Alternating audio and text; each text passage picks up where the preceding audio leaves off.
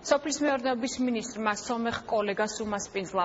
Დანელიამ სერგო კარაპეტიანს აგრარული დარგის როგორც სახელმწიფო პრიორიტეტები, ასევე განვითარების მიმართულებები განხორციელებული და მიმდინარე პროექტები გაეცნო. დანელიამ სომეხ კოლეგასთან ერთად ქართული სასოფლო-სამეურნეო პროდუქციის საექსპორტო პოტენციალზე გამახვილა ყურადღება და აღნიშნა, რომ ქართული პროდუქციის ექსპორტი მეზობელ ქვეყანაში აქტიურად ხორციელდება.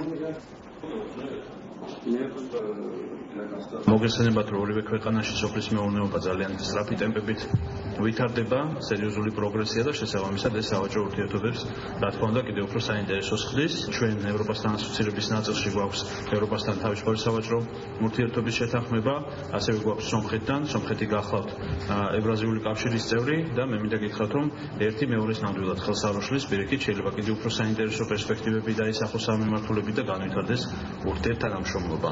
საქართველოსა და სომხეთს შორის კარგი სავაჭრო ურთიერთობებია. ჩვენი ქვეყნებისთვის სოფლის მეურნეობის განვითარება ძალიან მნიშვნელოვანია. მიუხედავად იმისა, რომ სომხეთისთვის რუსეთში ექსპორტი პირველ ადგილზეა, ჩვენთვის ასევე მნიშვნელოვანია სხვა ქვეყნებთან ურთიერთობაც. ჩვენ ვართ ევრაზიის კავშირის წევრი ქვეყანა, რაც გვაძლევს იმის საშუალებას, რომ გამბაჟების გარეშე ვაწარმოოთ ექსპორტი ევრაზიის ქვეყნებში.